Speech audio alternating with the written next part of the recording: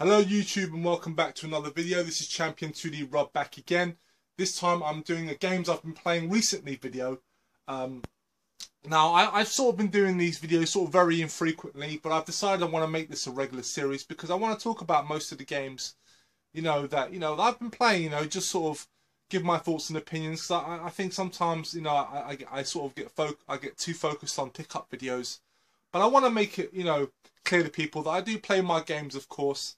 And I want to give you guys my impressions of those titles that I sort of go through as and when I get around to them. So I've got a little bundle of games here that I think you guys might be interested in, and I mean most of them they're pretty much all modern titles. I'm trying to work my way through my PlayStation 3 backlog, so that's probably where my main focus is. But I also have a 3DS game here as well that I've been playing. So let's get it started. I think I'll start on the PlayStation 3 games, and let's start on this one. The first game here that I've been playing, and that is Nier.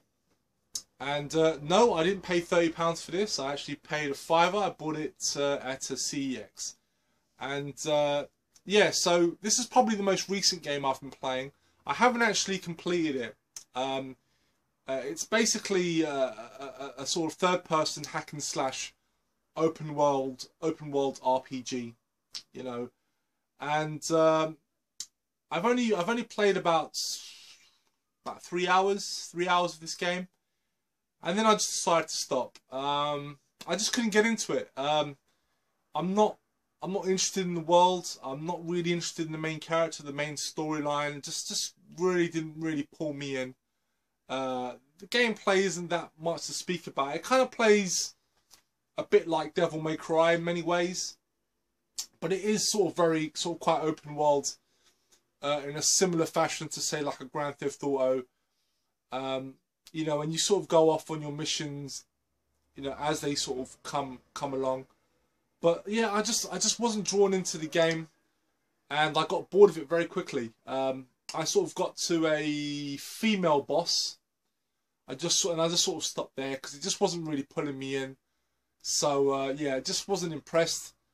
Some people might like this game. I mean, it is a sort of like an action RPG, but I don't know. The dialogue just wasn't doing it for me. Like I said, the world, it's not good. Didn't like it. I'm sure some people will like this game, but for me, just didn't do nothing. So I don't see this game staying in my collection. Sorry to start off on a bummer, but I do promise you I will get better. I will get better. Next set of games here that I've played, and I've absolutely loved these games. I read, like in my last video that I did series on this series, I stated how much I loved the first Mass Effect game. I've been putting off the Mass Effect series for a very long time, and I was quite intimidated by them because I'd never, I'd never really played any sort of these sort of Western RPG games, but I found it to be quite accessible. The RPG elements I didn't find that confusing or that hard to get into. I found it actually quite straightforward. So naturally, after I finished that game, I jumped straight into the sequel, and of course I've got here Mass Effect 2. But then when I was done with this, I also went and played Mass Effect 3. So I actually played all 3 games back to back. I completed all 3 games, and I have to say, I mean, phenomenal games. Honestly, so much fun. I would probably say that Mass Effect 2 is probably my favourite of the 3. As I felt it had the right balance of RPG and third-person action.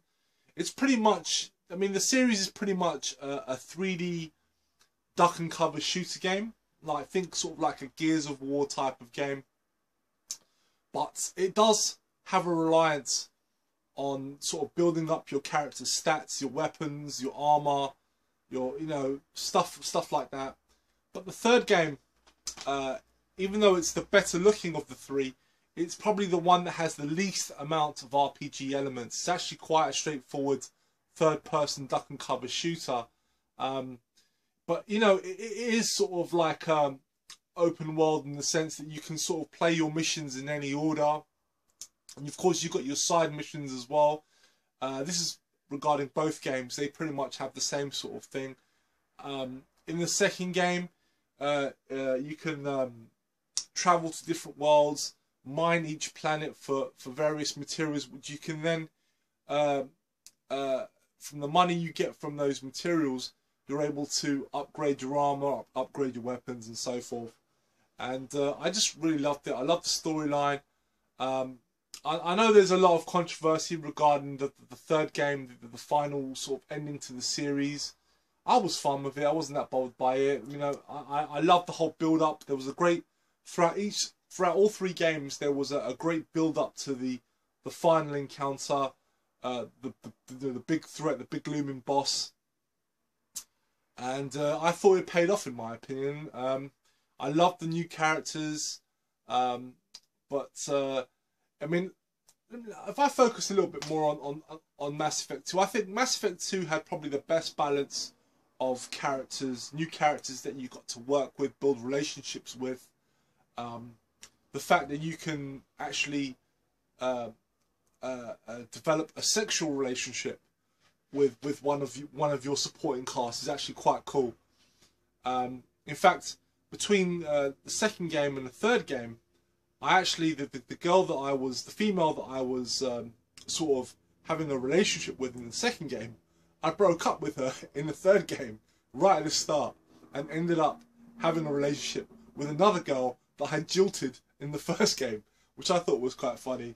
But I like the fact that you're able to do such things. You know, the character you play, you've got the option to either play a female version or a male version of the character. I opted to play the male version, and basically you can choose to play the game as a very sort of you know, true to form hero, or you can play him as a complete arsehole. It really is up to you. You can be a combination of both. Of course, how you choose to respond to people will affect how these characters perceive you, and of course, you know, how much they will trust you later on as the game develops. So I really did like the versatility of these games, and I'm actually really looking forward to the fourth game.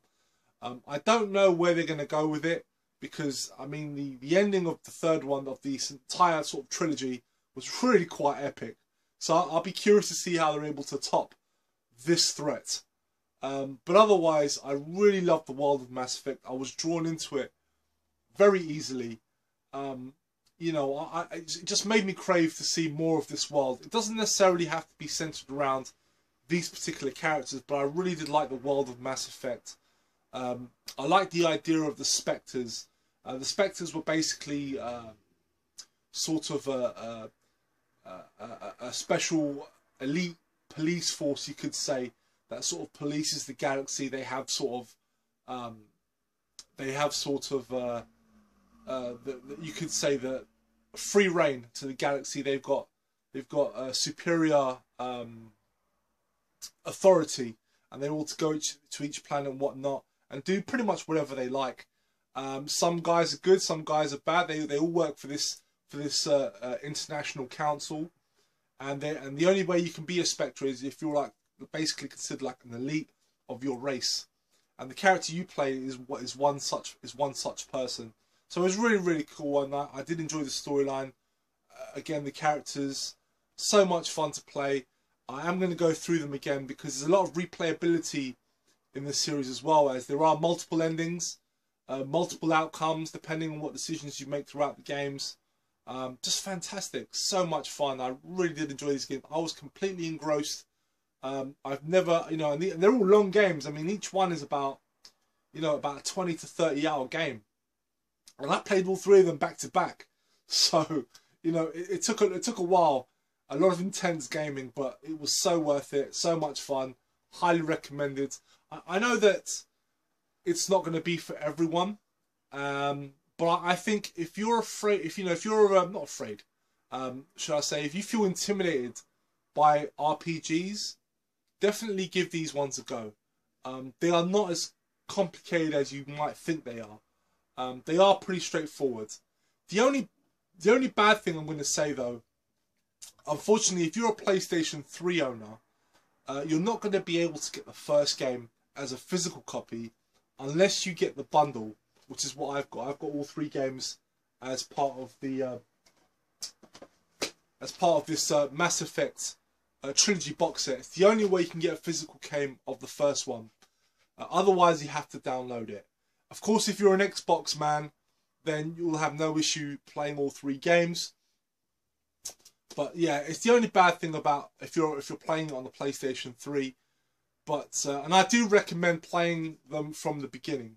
So I know some people have said, no, I've got the second game, I've got the third game, and they're finding it difficult to get into it. And that's really because, you know, you're not really starting at the beginning.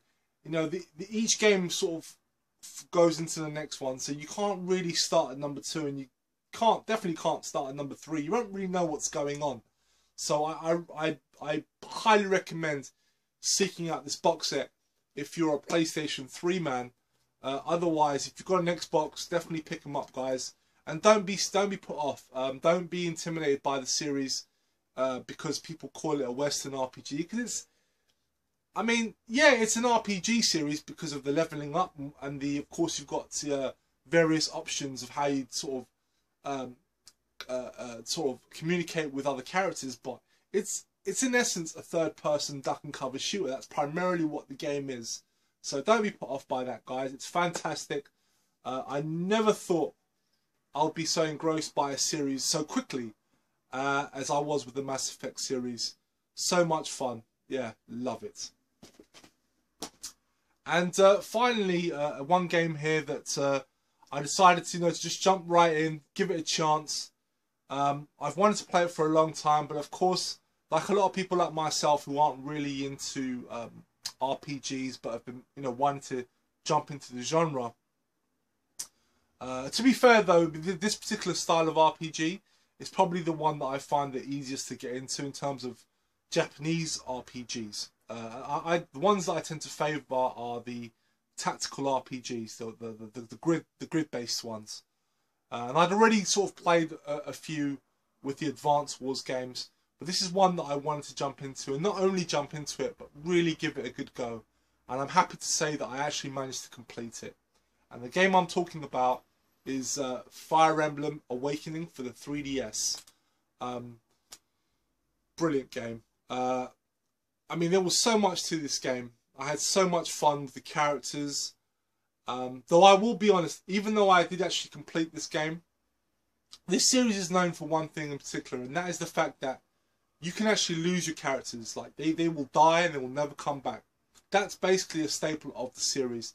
And I'm going to be perfectly honest with you guys, I didn't actually play it that way, because this particular game offers you the option to keep your characters. And the reason why I wanted to play it differently was because when I was choosing my options, I was not sure how hard this game was going to be, how hard it was going to be for me as someone that's not really into RPGs.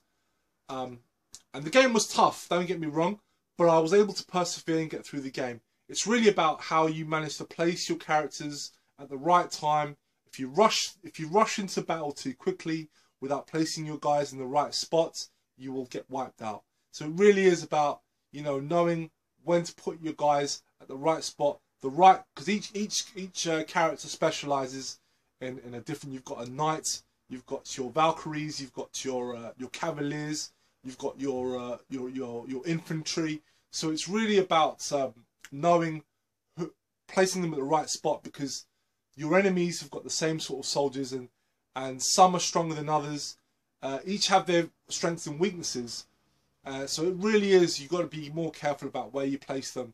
But in terms of the menu screens, upgrading their armors and weapons and so forth, it's pretty straightforward. I didn't find it particularly difficult. Though I have to admit, when I actually completed the game, I realised there were other options to develop the characters and whatnot that I wasn't actually aware of as I was playing the game. I sort of played it straight through. I played all the main campaign, of course. I also did all the side missions and all the extra grinding missions, because what you want to do is you want to build up each of your characters' experience points, because the more experience they get, the stronger they get, and they're able to fight off enemies a lot better.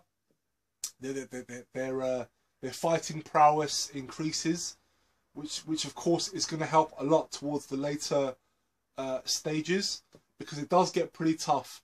And then of course when you get to the final battle, it is pretty hard, because you are completely outnumbered and also like overpowered as well. So it really is about knowing where to place your guys. It took me a couple of attempts before I finally managed to beat it, and it really is a slow and methodical, like how you're able to, as you sort of maneuver yourself to fight the final boss, you have to make sure that you don't separate your guys too far away from each other. Keep them to close to a certain degree. Protect your weaker characters. Surround them with your stronger characters, and just slowly but surely move inch your way along before you get to the final boss. That's basically how I played it, and it worked for me, and I was able to get through the game. But yeah, this is actually the very first Fire Emblem game that I've played, and it's actually the first JRPG that I've managed to complete, so I'm actually really quite chuffed with that. For a long time I've been saying that I've been trying to get into these JRPGs, and I was finally able to persevere, get through and complete it. I definitely see myself playing this game again, as I want to see some of there are sort of multiple endings and multiple, you can build relationships with good characters, and I want to delve a lot deeper into that now that I sort of got the storyline out of the way. I have another Fire Emblem game on the DS, so I'll be looking to play that as well. I was thinking of trying to pick up the Wii and GameCube version. The GameCube version, though, is a bit too expensive for my liking. I probably don't see myself picking that one up, but I might pick up the Wii version, although I hear that's really hard. But when I do get around to playing this game a second time around, I will be playing it properly with the proper options to see how good I do. As at first, I just wanted to see if I could get to grips with it, and I did, surprisingly quite quickly. So yeah, really chuffed with that. So thank you very much for watching, guys. That's basically the games I've been playing for the last couple of months. Thank you very much for watching, guys. I always do appreciate it. Of course, leave your comments below. Let me know what you guys think. I would love to hear you guys' thoughts on each game, what you liked, what you don't like. And of course, I'd appreciate if you guys leave me a like as well. Very much appreciated. So thank you very much for watching, guys. And I will be back very soon. Bye-bye.